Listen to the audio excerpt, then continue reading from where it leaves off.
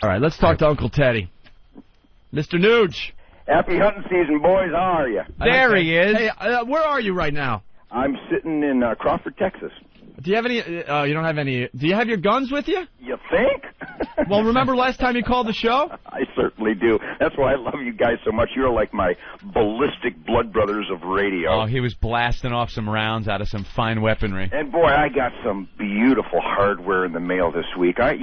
Is my American dream perfect or what, guys? I mean, I get new weapons to test just about every other day. I'm a lucky son of a bitch. Ted, did you go out when the assault weapons ban expired and just buy up a bunch of fun stuff? No, I mean, even though the statistics are just hysterical that when Clinton banned certain types of guns, which... It was all aesthetics. It's so laughable, it's beyond comprehension. It was all aesthetics. It had nothing to do with the guns themselves. It had nothing to do with nothing. By the way, just for everyone's statistical celebration, the most rounds ever fired during the commission of a crime in the history of America was the North Hollywood machine gun bank robbery. Remember that? Yeah. 6,000 fully automatic. Those are real machines. Those are real assault weapons. Right. 6,000 rounds fired. Let's all guess right now, shall we, Opie and Anthony? How many people were killed that day? 2. None. Well, yeah, 2. The bad guys. 2. The bad guys. But the point is, 6,000 fully automatic machine gun rounds were fired during the North Hollywood bank robbery. Nobody was killed. Meanwhile, the most dangerous shooting in the history of America was the D.C. sniper. 1 bullet per victim. Hey, Clinton, kiss my ass. So bottom line is that more of the banned guns were sold in the following 24 months after Clinton jacked off on everybody's face. More of the weapons that were banned were sold in the following 24 months than in the previous 12 years. Really? How beautiful is that? How retarded. He made a demand for it. He made a demand. Retarded. Yeah. I love that. Complete demand for it. Great. So meanwhile, yes, I have many, many weapons. I love weapons. They're tools. They're beautiful, functioning tools.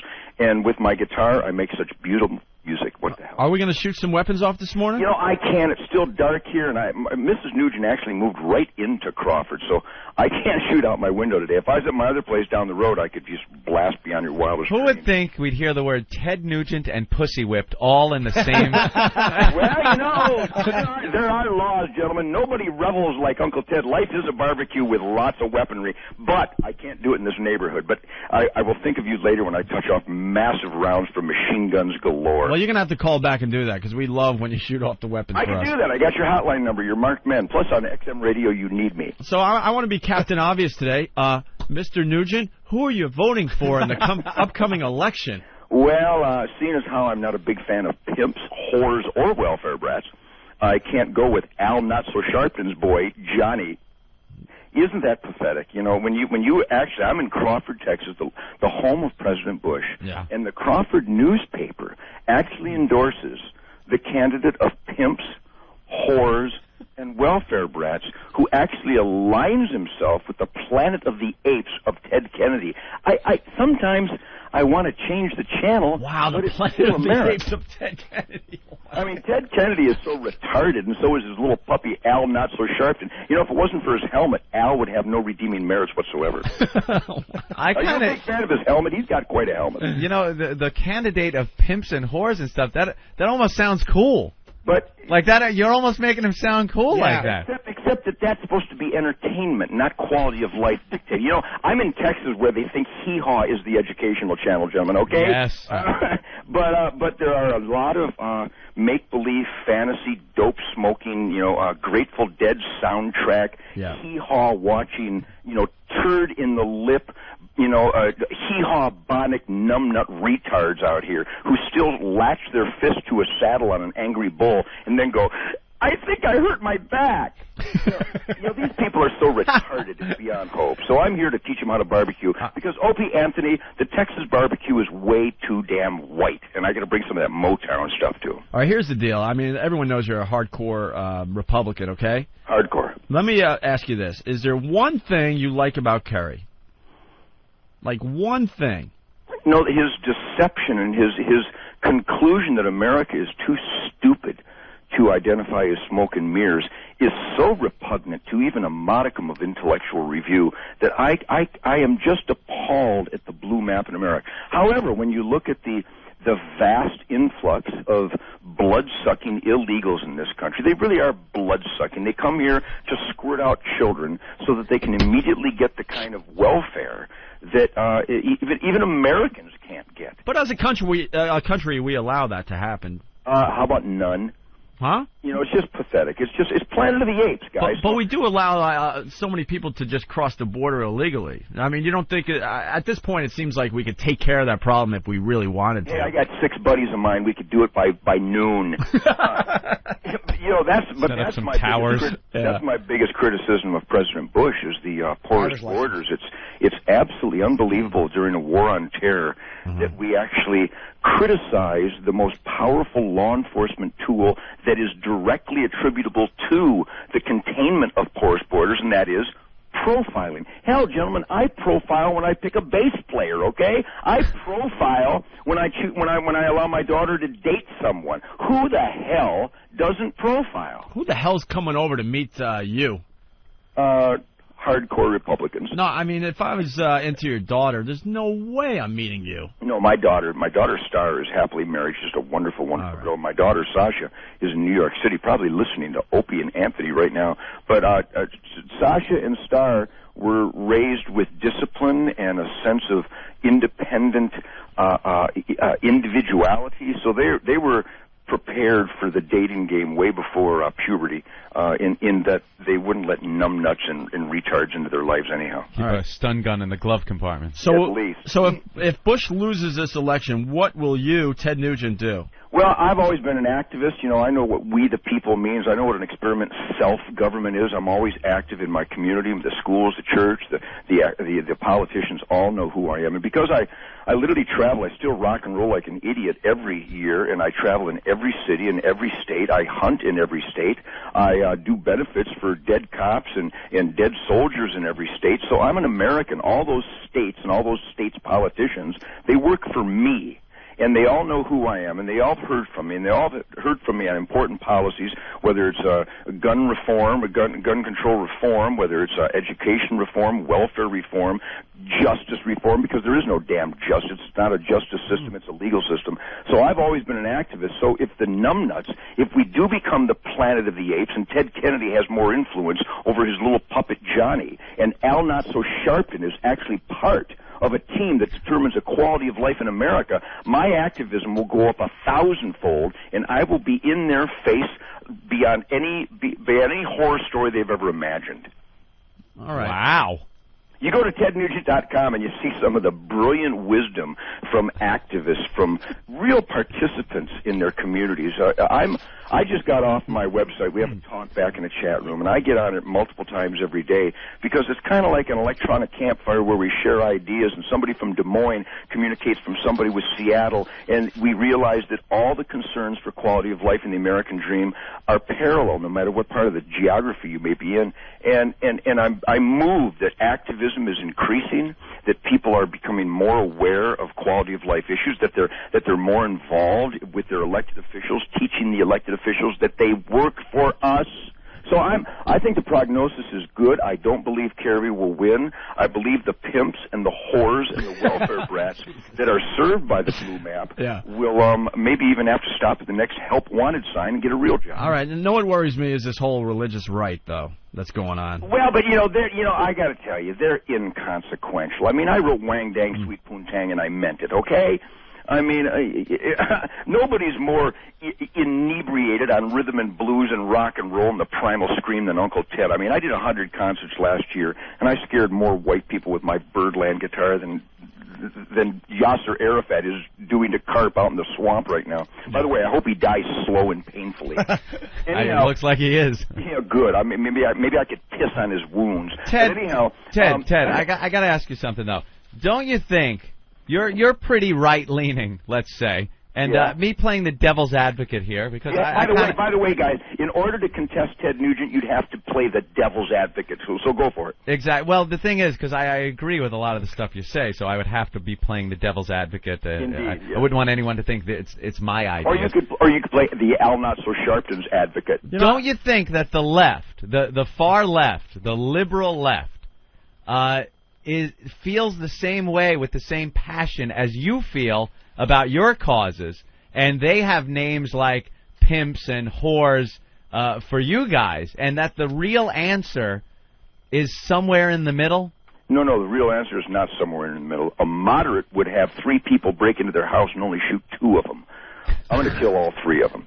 A liberal would want to discuss it with them and maybe make them a hot toddy and see just what caused their lean towards criminality. And after they get victimized, they would figure out what they did wrong to bring it upon themselves. Yes, it's much more distinct. There's a gargantuan chasm in the sand. It's not a line in the sand.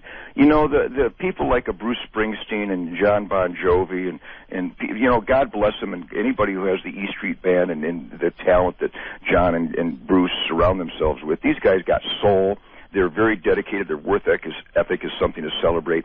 But they've become insulated. They've surrounded themselves with what I call the Elvis condition, and they've got yes people, and they intentionally screen discomforting information. The difference between me and Bon Jovi, and again, I think he's a great man, I just think he's lost, is that when they see a beggar, an able-bodied, lazy, stinky beggar, they would say to their people, give him $100, see if we can't clean him up. I wouldn't. I'd lean down next to him. Meanwhile, the beggar would use the $100 to buy more poison, more drugs, alcohol, tobacco, and garbage food so that the beggar could die quicker. But John could go back to his hot tub, and he could feel good. He would feel good because he gave him $100. Meanwhile, I'd lean down, spit in the cocksucker's cup, and tell him to get a fucking job.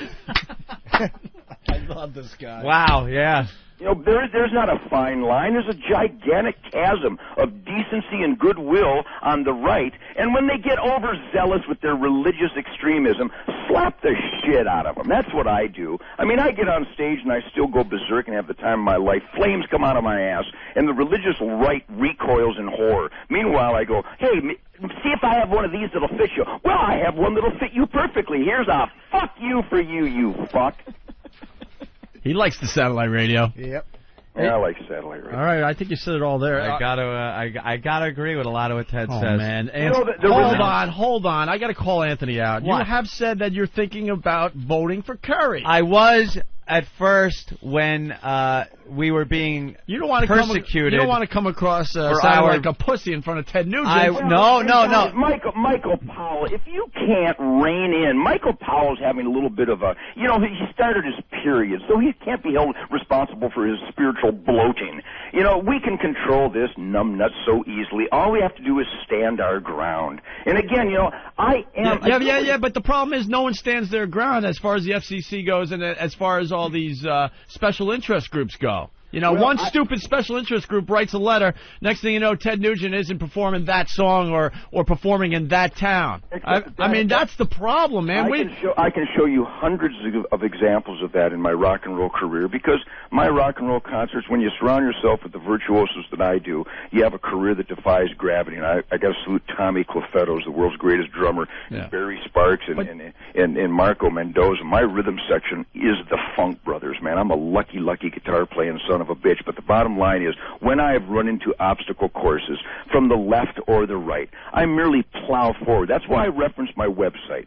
Go to tednugent.com, go to Talkback in the chat room, and witness how we run into numbnut policies and numbnut regulations every day of our lives, and all it takes is a little bit of grooming. All we have to do is be reasonably groomed, confront the numbnuts who are forcing these counterproductive policies on us. And let's take an extreme example. The assault weapons ban, the so-called assault weapons ban, the banning of deer hunting in certain state and national parks where the deer population goes completely out of control, but all the little lefty feel-good Bambi retards are demanding these policies, the Ted Nugent United Sportsmen of America steps in, and we articulate the science and our responsibility for real hands-on conservation and resource stewardship, and we take policies that have been written in stone for dozens and dozens, if not, 50 years, where no hunting was allowed, and the deer are slammed by trucks at a thousandfold the regional average, and we change that policy overnight merely by getting involved. I believe that the same FCC clusterfuck that is strangleholding typical radio across this country, and again, there's got to be a modicum of decency, and you can't just let her rip like we are on XM radio right now on a station that kids can turn on the way to school. However, that being said, there is some common sense, decent ground, and this is where the middle ground must be articulated from the extremist side. And I consider Opie and Anthony and Uncle Ted and Howard Stern and all these other guys to be extremists in entertainment and in just articulating a street slang. But there's got to be some sense of decency that a community determines. And I have articulated this in front of panels, in front of church panels, school panels, and if Ted fucking Nugent can do it, who can't? Well, there you go. Well, there you have it. There so you I try have the it. U.S. Constitution, the Bill of Rights, the Ten Commandments, and the Golden Rule, wad them up in a ball, grease them down, and shove it up their ass. Wow. So I got to ask you, what should we do with Iraq? Well, we're doing it. Listen, I was over there. I went to Baghdad. Well, the liberals will say it's turning into the next Vietnam. Well, it isn't. I'm not an expert on Vietnam. I avoided that one.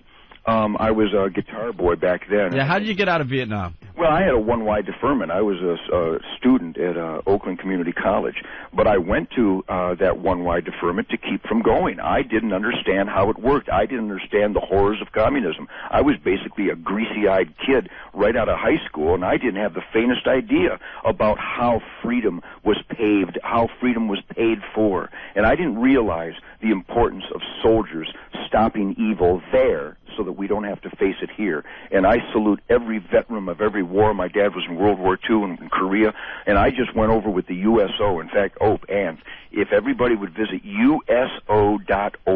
What a great organization! You know, the great history of all these entertainers going over what Toby Keith and David Letterman are doing today. And I was proud to be a part of that USO tour. And I was in Baghdad. I was in Kosovo. I was in Fallujah. The road we took to entertain the Marines in Fallujah was blown up the day after we left there. Was Ted packing heat? I was packing massive heat. I had an M4 and a bag of ammo. An M4 is a small version of the M16. We were wearing body armor and Kevlar helmets, and we were right in the middle of the hellstorm.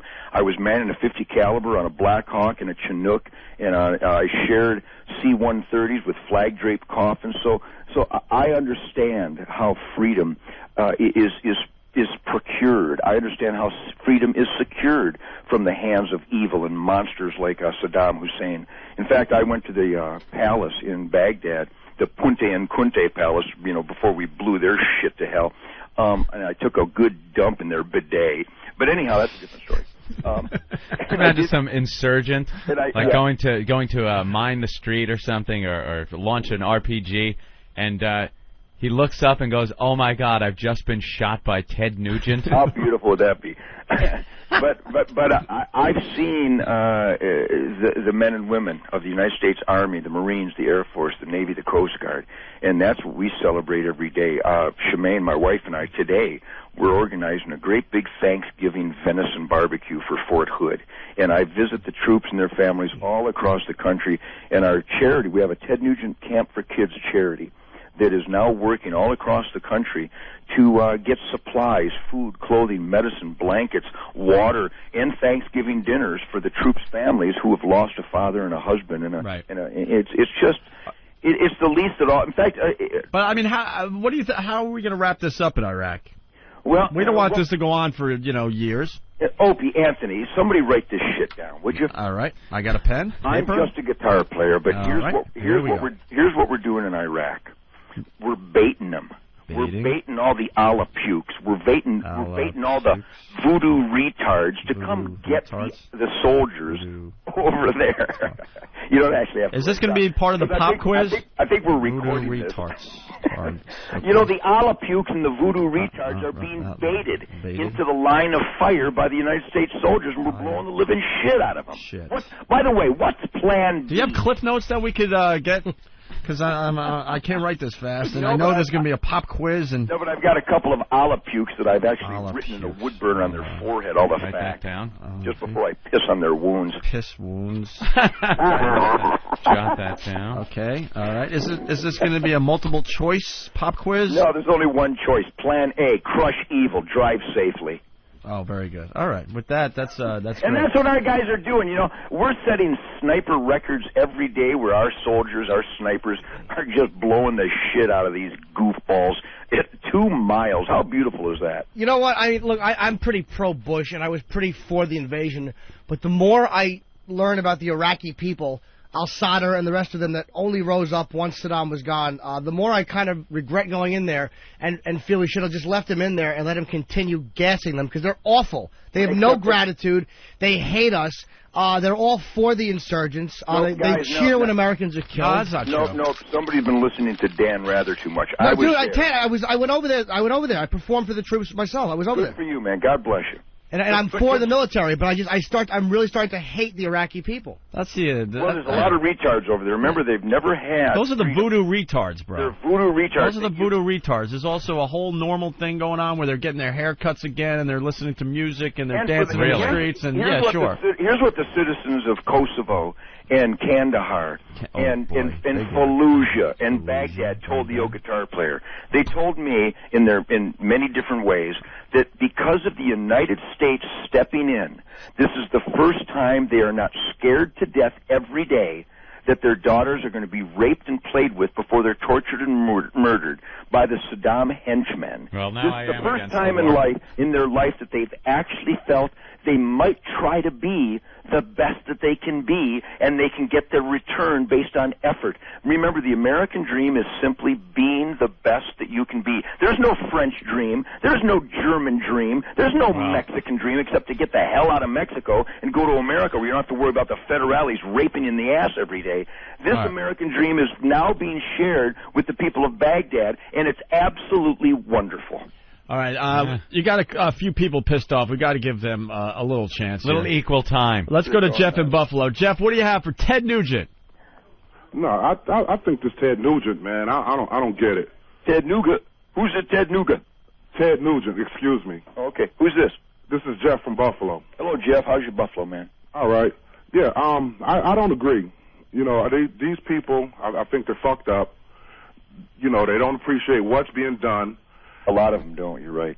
And I just hate seeing the news reports that 3 soldiers are dead today, 4 soldiers are dead, tomorrow. And I'm a vet, and I don't know, man. I think it's all bullshit. Well, it's not all bullshit, Jeff. There's a lot of bullshit. But remember, we've always been inundated by the ABCs, CBSs, and whatever the other one is, the Dan Blathers and the Tom Brokaw puppets and the Canadian guy. We have been just bombarded with intentionally misrepresented information. Jeff, you're right. It is a clusterfuck. There are a bunch of morons over there. They're voodoo pukes. They're Allah retards. Oh, boy. But, voodoo pukes. Jeff, write that down. There's a whole bunch of positives. I mean, I was there when a little girl was being saved only because there was a U.S. helicopter that could get her to a U.S. doctor in a U.S. hospital. I mean, there are anecdotal activities. And Ted was flying that helicopter, ladies and gentlemen. I was not there. I was not in the helicopter, but I saw it land. This happens every minute of every day. He needs to be a cartoon character. Will not share it with you. Ted. All right, let's say hi to Reese in Maryland, who's very pissed off. Hello, Reese. Hey, nice to talk to you guys. Hey, welcome back, buddy. Thank you, sir. Thank you. Hey, Ted Nugent, you are the worst hypocritical chicken hawk pussy I have ever heard in my life. Go, Reese. You spent your fucking time. You spent your fucking time in Vietnam hiding away at a little community college when you had the fucking chance to go do something. You had the chance to back up your big fucking words, you little pussy. What'd you do? Oh, I'm in a community college. Reese, will you ever forgive me, Reese? I was 17 years old. Fuck you.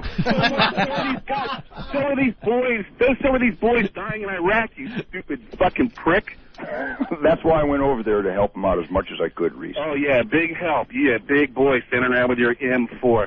Give me a fucking break, you chicken hog pussy. You're worse than fucking George Bush. Well, suck my dick, Reese, would you? Yeah, why don't you come to Maryland? You don't hear this on Crossfire. Why don't you come to Maryland and I'll break your fucking hip, you old fuck. Jesus. Oh, Reese, how heartless are you, Reese? Reese, go eat some more tofu. What you fucking fag? I don't. All right, there goes Reese. Wow.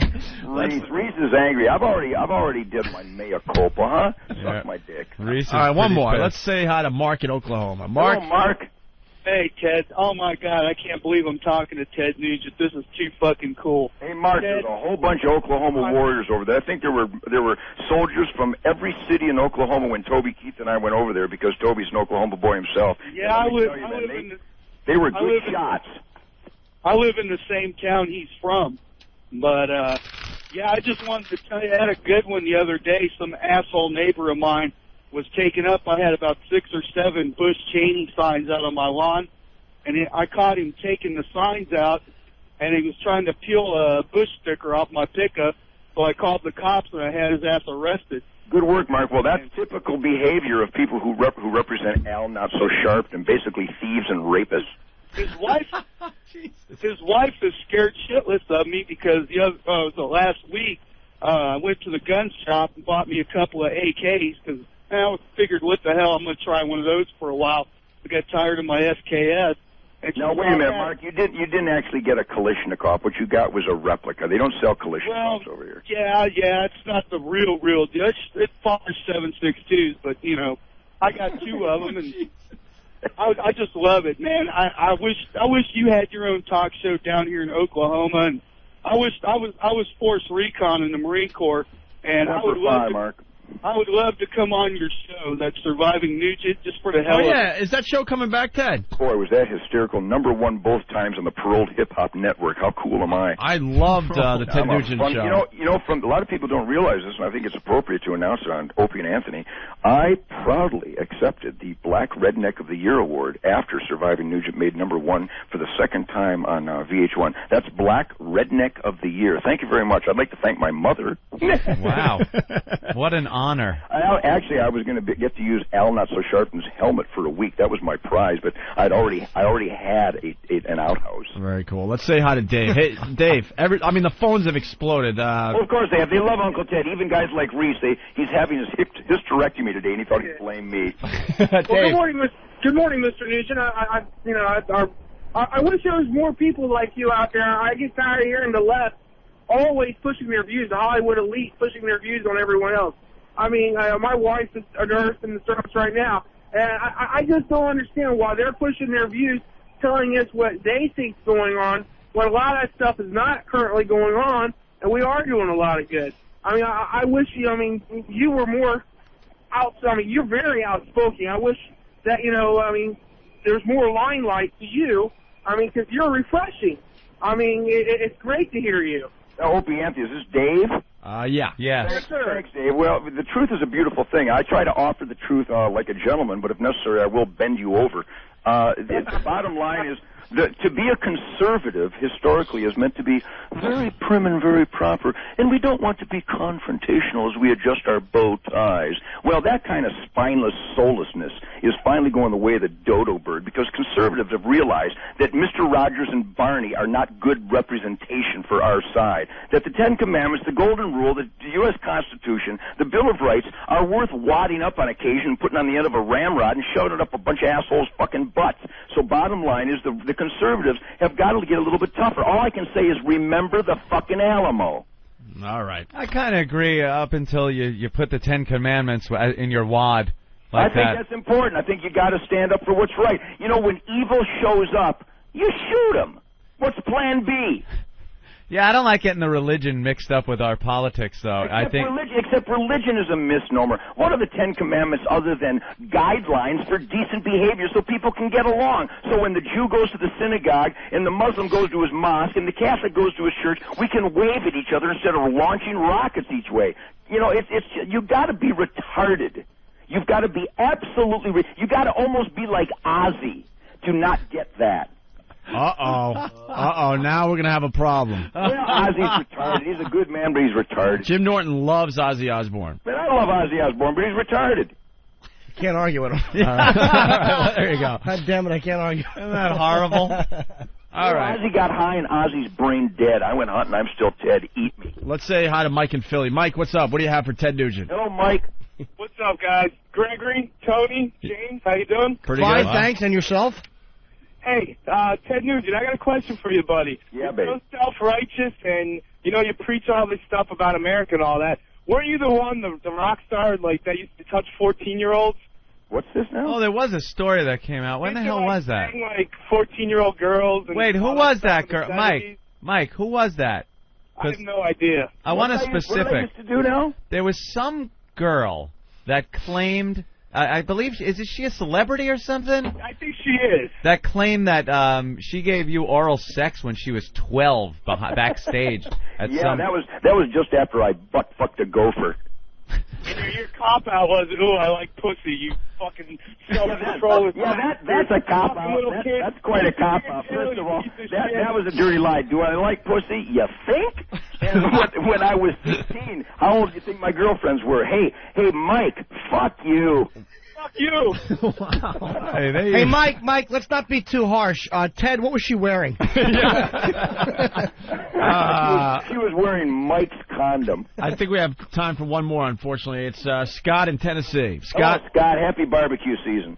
Hey, Uncle Ted, what's up? I'm rocking. Hey, man, I just think, I believe in what you're saying. I came from a conservative background in Ohio, but it's like even my grandfather, before he died, he said, this isn't the Republican Party that I used to vote for. That's right. We're becoming a bunch of crybabies. I mean, that's what we need, somebody like you who's got, who can get on the media to come out and say that this is bullshit, man, that you people in the religious right need to just stick a sock in it for a while, man. Well, there's a lot of that going on. You're seeing a lot more. There's only one type of effective politics in America today. Everybody knows this who's not asleep, and it's called confrontational politics. That doesn't necessarily mean saying, fuck you, Mike. It obviously means standing up for what you believe in. I'm using street slang on the Opie and Anthony show on XM Radio because I can. This is how I talk to some of my shit-kicker buddies down at the welding shop and down at the feed mill. And this is the bottom line, is that when I was over in Kosovo, when I was in Baghdad, when I'm in Fallujah, I talked to Marines who were putting their lives on the line. And you know what they say to Allah pukes just before they blow them up? Fuck you! And that's a workable thing. And when hippies and queers and idiots used to hand me dope and make fun of me because I wouldn't smoke their dope and turn into a zombie, I'd go, oh, really? How does fuck you sound? I use street slang in an effective manner, but when I speak to children as a DARE officer, and when I testify before a Senate subcommittee hearing, I speak appropriately. When I talk to my grandmother, I speak appropriately. But when I'm in the heat of battle, I speak appropriately as well. I'm not a little child, and I don't have to talk like Mr. Rogers to get my point across. There's some real self-evident truths out there. And when I speak to my camp for kids, and when I teach children how to be conservationists and turn down drugs and get rid of tobacco and alcohol, that drinking and driving and puking and dying is not a party. You can't talk like some kind of conservative Barney saying, well, just say no to drugs, kids. Fuck you. You're asking those kids to get in trouble if you talk to them like they're retarded. All right. So that's how I operate. We wanted to leave, but this guy is really pissed off. Chris, what's up? Real fast. Real fast, Chris. Oh, hold on. Not fast enough. No, hold on. I screwed up. Chris, what's up? Hey, AMA, great to have you back. I can't believe I'm sitting here driving to work. I can't believe I'm listening to these crazy rednecks talk like this. It's none of our business. Believe it. We shouldn't have been there in the first place. We have no business being there. And why do they have to be put under our regime? What if some other country doesn't like what we're doing? Should they come here and come after us just because they feel like it? All right, Chris, get back to the traffic. You're going to hit somebody. Opie, Anthony, can I respond to Chris? Yeah, of course. Sure. Hey, Chris, you know, there's a global community out there. Most of the people in the global community are retarded. They still chop off little girls' clitorises over in Nigeria as some government-sanctioned religious rite of passage. They're retarded. When your neighbor is getting slaughtered by a bunch of retards, at some point a decent neighbor will stand up and help that neighbor. We didn't do so in Rwanda because the UN wouldn't let us save those 3 million dead Rwandans. We didn't do it in Somalia. We didn't do it in the Sudan because the UN was jacking off. So meanwhile, somebody at some point, his name is George W. Bush, and men and women of the U.S. military saw innocents being slaughtered, and we finally said, this is enough. We're going to go stop the monsters. Fuck you. Ted? Yeah. You got to admit, though, that kind of wasn't the battle cry that was given when we went there. Well, sure it was. We're going to go get Saddam. We're going to bait the voodoo pukes over there. Listen, guys, there's no. I want to hear Plan B. What are we going to do? Be more sensitive? What are we going to go to the UN so we can wait while more be slaughtered? Meanwhile, it's not just innocents being slaughtered over there, guys.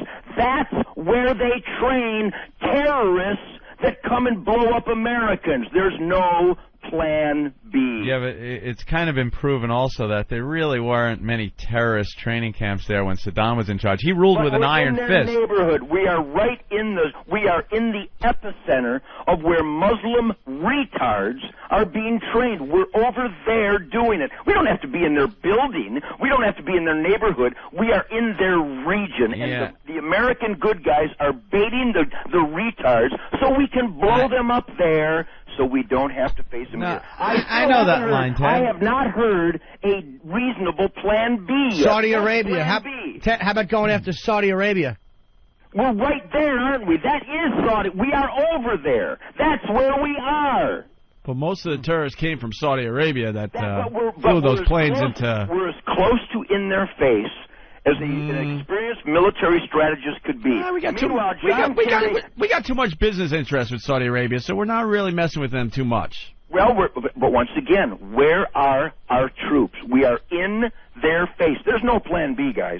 Well, the Plan B is kind of, inviting in the rest of the international community. The international community are retards. Fuck them. You got to admit, though, the Saudis, we do, and this is not Republican, this is Democrat Republican, we do have kind of business interest with the Saudis that does prevent us from doing what we have to do, which is sever all ties with these fucking animals. Yeah, there you go. Well, bottom line is there's a bunch of other, we can't really do this in a quick interview, guys, but are Americans gluttons or are we gluttons? We couldn't suck down more raw crude if we wrapped our lips around some Saudi prince's ass and just breathed in for a lifetime. We do love our crude. But that's why we have Alaska. Let's just go to Alaska. There's nothing wrong up there. I got a shovel. Let's go. Yeah, he's first in line. No doubt about that. Hey, before we let you go, so we got the story in front of us. Perhaps the voters of Michigan will need to be reminded that Ted Nugent received a hand job from a 14-year-old Courtney Love many years ago. Oh, it was Courtney Love that claimed that? Not even close. No. But it says a hand job he's openly admitted to having occurred. Not even close. I've never met that scab in my life. Damn, you mean like... if you and I did that much drugs, we'd talk like that, too. She's retarded. She really doesn't make that credible of a witness. You think? You mean everything Are you trying to tell me everything I read in the papers isn't true, Mr. Nugent? Yeah, and Al not so sharp, his hair is real. Hey, Ted, you're always, you always give us great radio. Always get the audience a little riled up, Ted. There's a lot of sleepy little fucks out there like Reese and Maryland. This guy lost his dick in a terrible fence. I hope XM Satellite Radio gets smart and hires you, man, because I would love to listen to you every day. Well, I've been offered all kinds of gigs, but I got hunting season, I got kids camp, man, I got Spirit of the Wild TV and the Outdoor Channel, #1 show on the Outdoor Channel. Well, then maybe we'll just put you on our show every once in a while. I'll tell you what, I got your hotline. I'll call you in and my crowbar to your party. This is what you have to do. You have to call us back sooner than later with your weapons. I can do that. Like last time, all right? Literally, guys, I got a beautiful Texas whitetail hanging in my cooler, and I got blood. I got to go clean the blood off all my knives. I'm getting venison for a big barbecue for the soldiers at Fort Hood, and I'm going to kill all kinds of deer this week. And so as the sun comes up and I'm handling carcasses, I will be thinking of you, and I'll try to give you a call back because I want to rile some activity, some activism, some involvement so that people all around the country help the troops and their families because they really need it now. All right. Thank you, Ted.